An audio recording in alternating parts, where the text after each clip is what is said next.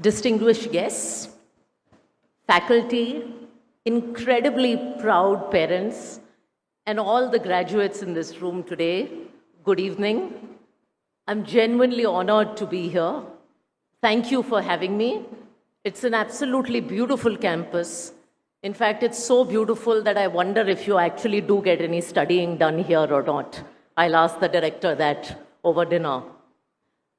As some of you know, I don't have an MBA. In fact, I don't even have a master's degree, perhaps because I know how much effort it is to get one. So being here on this stage today is as close as I am to getting an MBA, and I've been showing off to my MBA brother since morning that I'm speaking to kids at IIMK.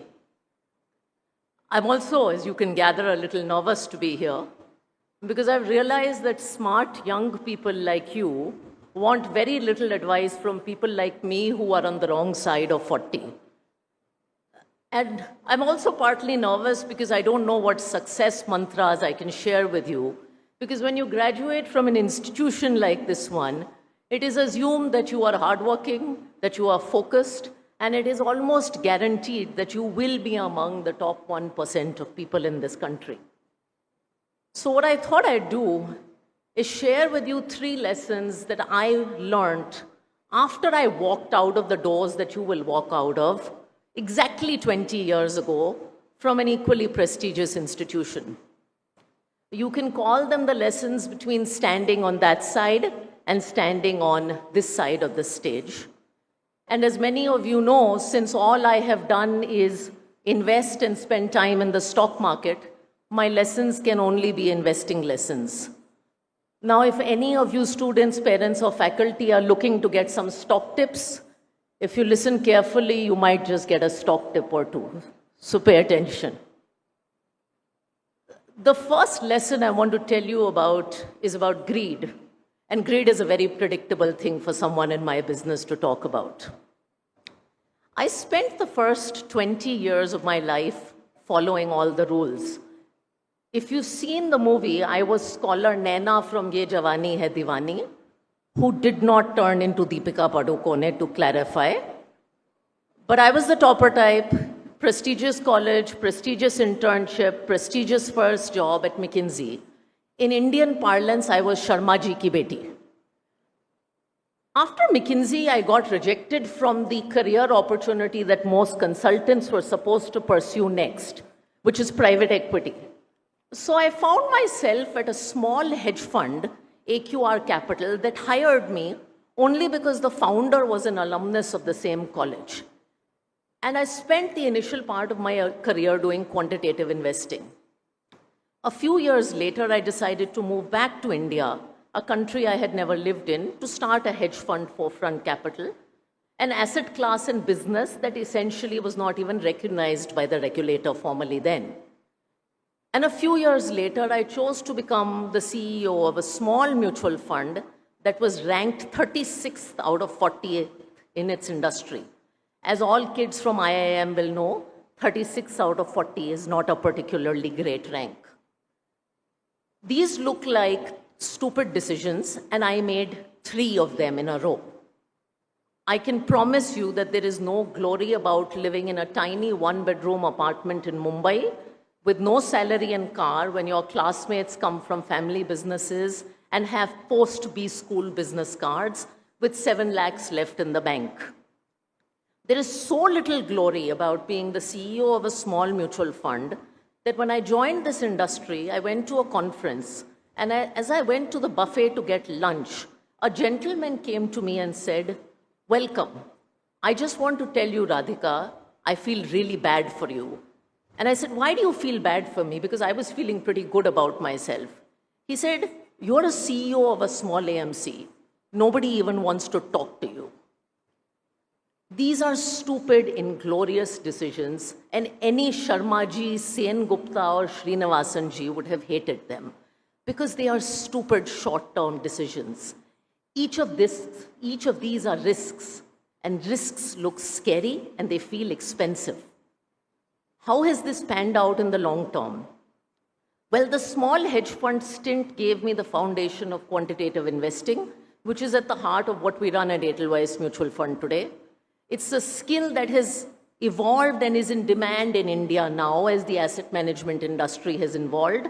And working with the masters 20 years ago puts me in a unique place.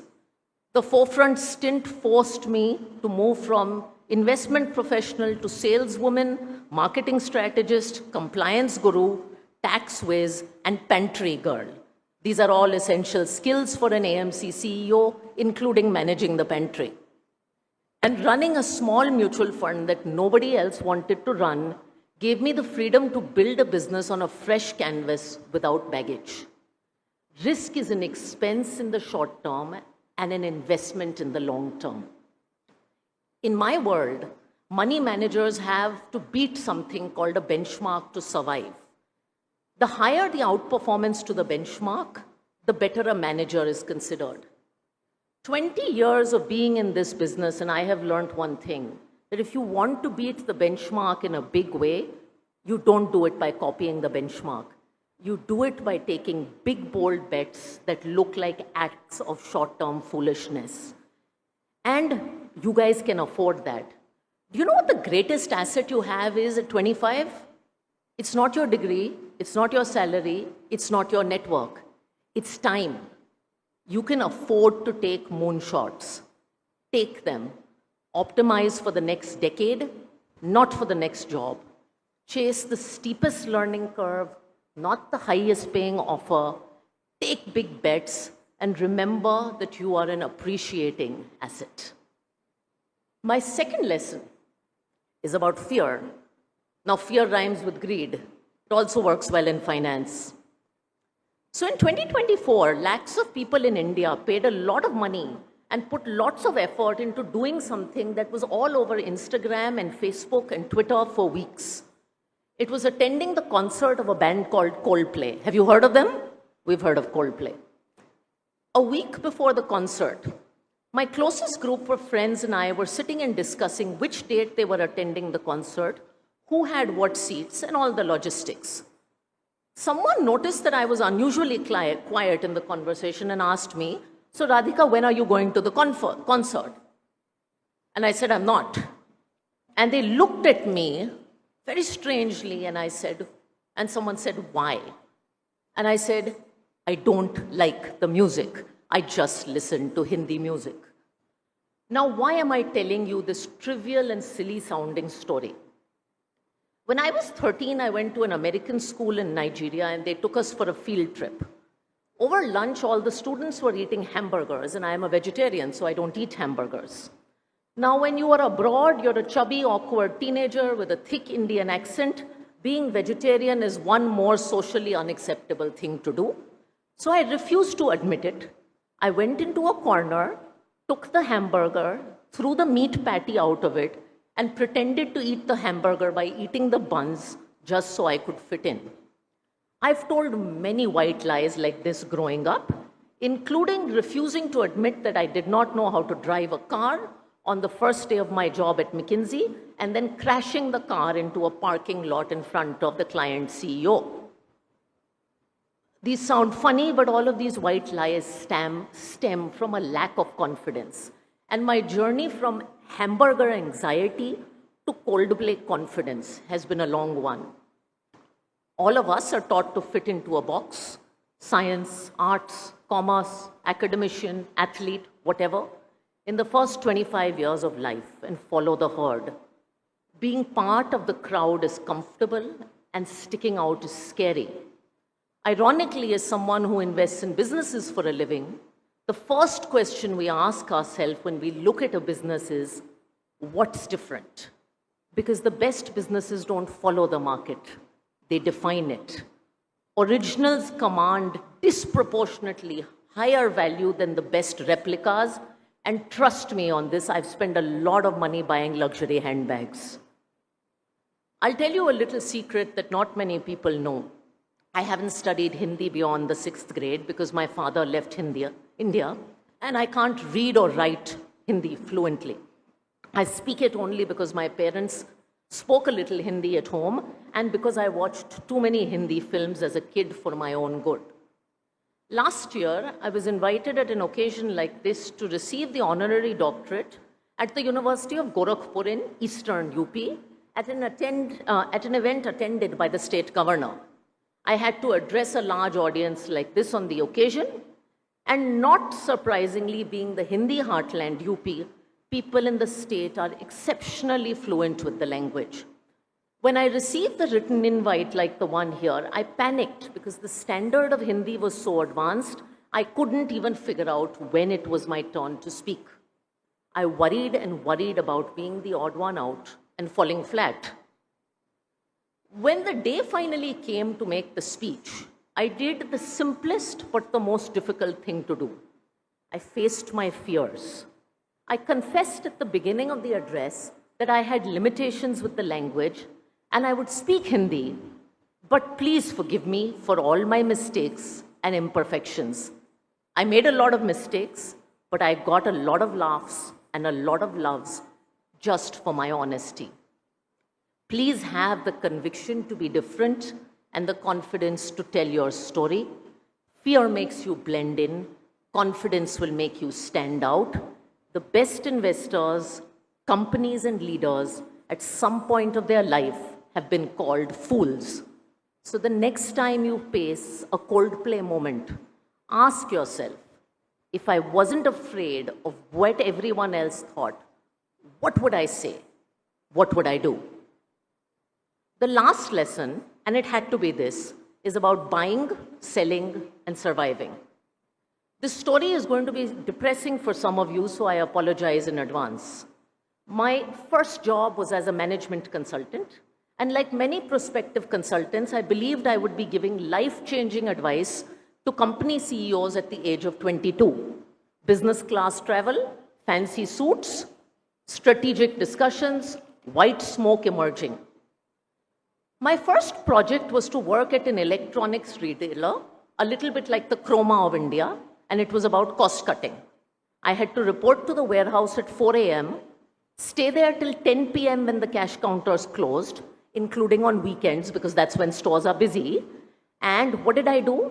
I carried timesheets with little 15-minute intervals, followed people around, and documented what they did. I worked 100 hours a week. I ate chocolate cake at 1 a.m. to feel better, and I cried in the store bathroom once a week. But I survived. The world outside the doors of this beautiful campus is a volatile, messy, chaotic place, much like the stock market. And the mess doesn't come with explanations. The best just learn to accept it and thrive. I knew consulting was not for me after the analyst program, and I say this with no disrespect to the profession. So I joined the money business. As an individual, it's important to know when you're not learning and becoming redundant. Whether in companies or careers, if you're not seeing value being built, if you're not coming to work charged up, please press the sell button. Till I joined Edelweiss Group, most of my career was managing money for large institutions. But by then I had lived in India and started investing my personal money into mutual funds. I was doing SIPs. It became obvious as a consumer that mutual funds were a great product, and the real opportunity in India was in retail financial services, building for the girl who invests 100 rupees, not 100 crores. It just had to grow. If you are perennially curious, if you're talking to people, if you're understanding what is going on, you will get buying signals in your own career. You will see places where there are problems to solve for a large number of people, where value can be built. Jump in, buy, and pivot. Pivots aren't easy, by the way, for the topper type. It means going from class topper to bottom of the totem pole and starting all over again. It meant for me 4 days of travel every week for the first 2 years as a CEO to understand the landscape of retail. And it meant taking public speaking lessons to do what has now been 1,000+ talks in the last 3 years. And in case you think my lesson has turned from investing to trading, the last thing I'll tell you is that when you have found a winner in your career, it's important to stay the course and compound. As your director said, I've been building from 5,000 to 1.5 lakh crores, from 10,000 consumers to 25 lakh. There have been years of slow growth, hell, degrowth in 2018 and 19, and rocket-like growth in the last few years. But I'm learning, growing, and enjoying what I'm doing. And I believe there have been 3 companies in the one I'm building. The best of stocks and companies and investors go through hell because the market doesn't always reward the value you're building. When you've got a good thing going, don't get bored. So there it is. Be long-term greedy. Don't be afraid to be different, and stay agile. You know, my father was a career diplomat. His title was Ambassador of India. Essentially, he was someone who marketed India for a living. As an investor, this is what I do too. I can promise you the India story has only gotten better. When I grew up, in 7th class, I went to an American school in Nigeria, and as strange as it sounds, when I said I was an Indian, a classmate came to me and said, "In your country, do they go to school on elephants?" I recently went back to college for an executive program at Harvard with a group of students from 50 different countries of the World Economic Forum. Today, people look to India with respect and optimism as an example of innovation, entrepreneurship, scale, inclusion, growth. But here is a secret. When people like me make those pitches about India, do you know what the single most powerful part of the story is? It's not the stock market, it's not the startup movement, it's not the government. It's in this room. It's you guys, our young people, the great Indian demographic dividend that will define the trajectory of this country. I promise you, you have more opportunities than any generation has. And to the 50+% women in this audience, please cheer for yourself. I promise you, it's never been a better time to be an ambitious young woman in this country. Use these opportunities. Be fearless. Take those big long-term bets and add value by solving real problems that will build a more prosperous India for many, many Indians. Congratulations to the family and students of class of 2025. Students, the stock market is open. Your bull run starts right now. Thank you very much. Jai Hind.